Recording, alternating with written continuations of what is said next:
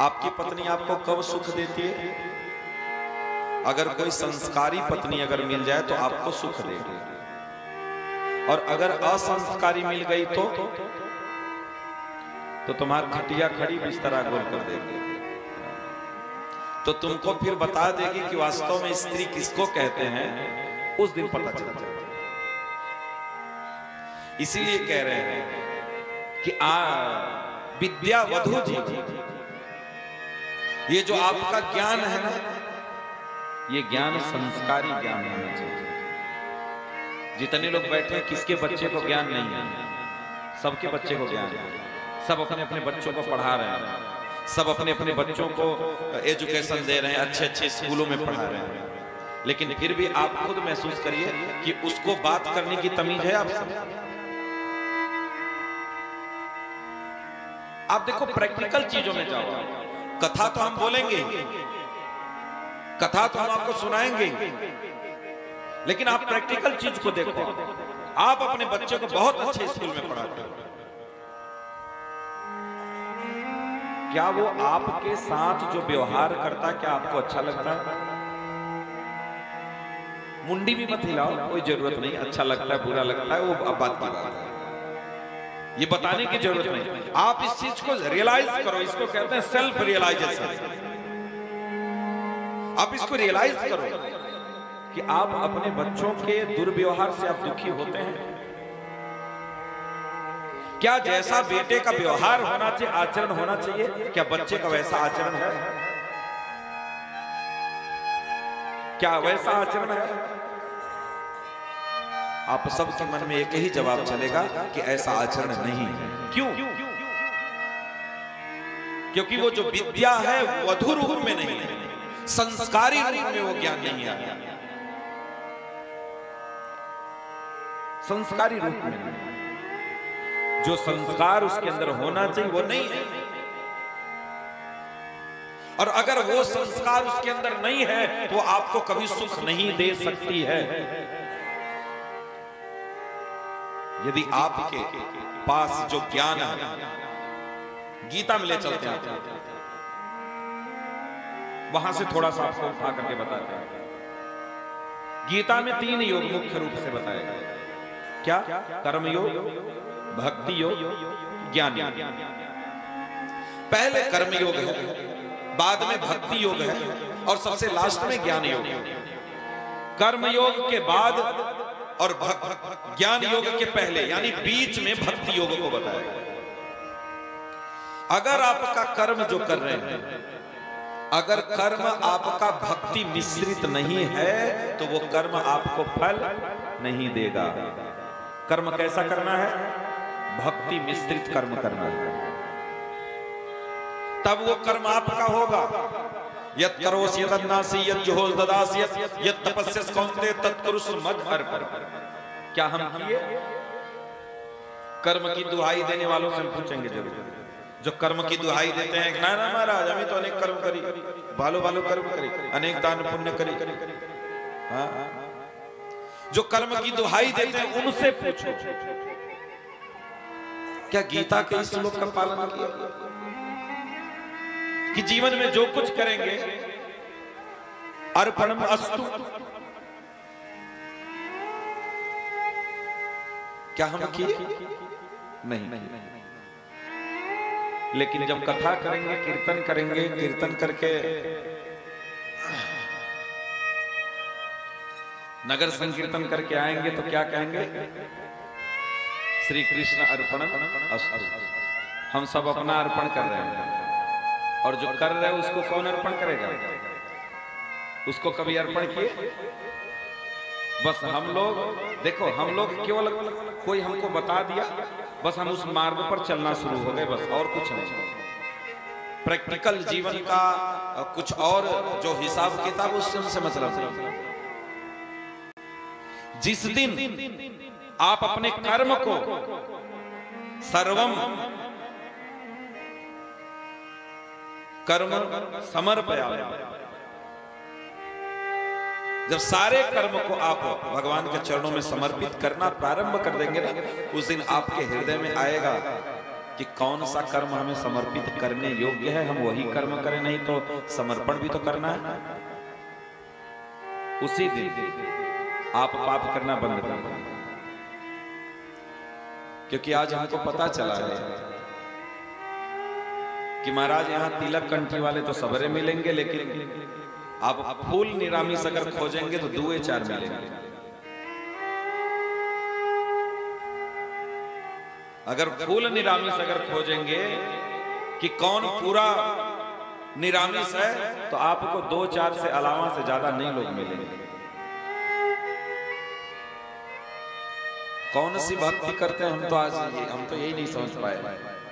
हम तो वैसे आ तो बंगाल में 5-6 साल से रहे हैं, बहुत सारे हमने भक्तों को देखा, लेकिन जो कुछ करना है वो हृदय से करो, मन से करो, मन से करो। यदि मन गवाही देता है तो करो। और 2 पथ पर हम कैसे चल पाते हैं, 2 मार्ग पर हम कैसे चल लेते हैं। अगर किसी को चीज को हम जान लिए कि ये गलत है, फिर हम भक्त होकर के तिलक लगा करके कंठी पहन करके। किंतु एक जन बोले से कि महाराज हमरा तो पेचे रो कंठी पड़ी, वो खाने पेच থাকে যখন ওইগুলি করতে যায় তো পেচ खोले कंठी के धरे लगे।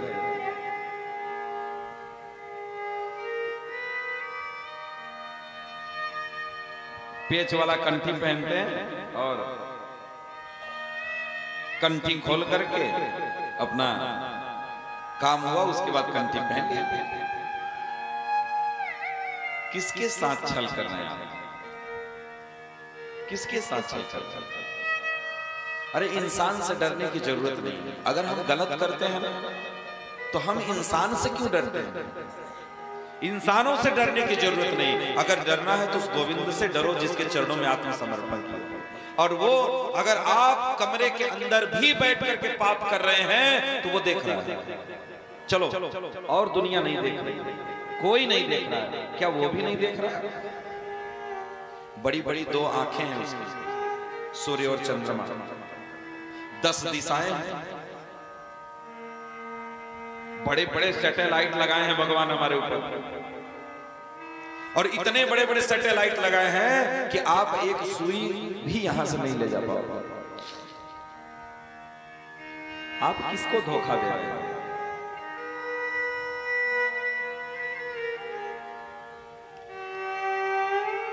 हमारा बेटा मांगता है, हमारी बेटी मांगते हैं। अरे कैसा बेटा बेटी सुअर पैदा किया कि वो मांग रहा है?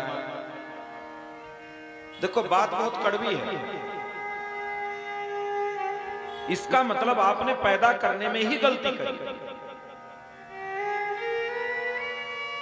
पैदा करने में ही गलती करी। मैं सच बता रहा हूं, इसीलिए मैंने उत्तरा के प्रसंग में हमने बोला था, जिसका पूरा खानदान वैष्णव है उसके घर में तो राक्षस आ ही नहीं सकता, उसके घर में दुरात्मा तो आ ही नहीं सकता, किसी कंडीशन में नहीं आ सकता।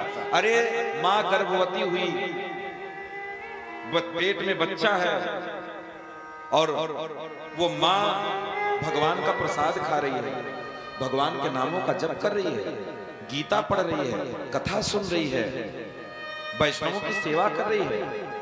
अरे उसके गर्भगत शिशु तो बचपन से ही प्रसाद खा रहा है, बचपन से ही कथा सुन रहा है,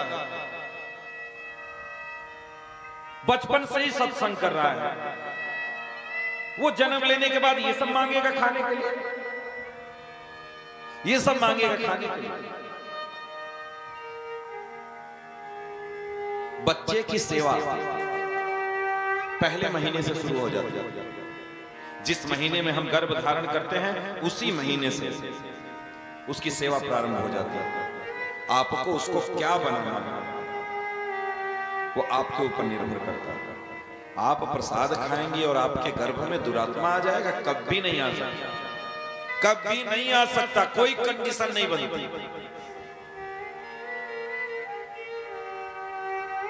हमारा बेटा नहीं छोड़ने दे रहा है, हमारी बेटी नहीं छोड़ने दे रही, हमारी बहू नहीं छोड़ने दे रही है, तो भैया ये तो क्रम है, आज बेटा नहीं छोड़ने दे रहा है, कल बहू नहीं छोड़ने देगी, परसों नाती नहीं छोड़ने देगा, तब तक तो तुम्हारी तने में स्वाहा हो जाएगा, राम राम सत्य हो जाएगा। तो तुम इन्हीं के चक्कर में तुम फंसे रह गए। फिर तो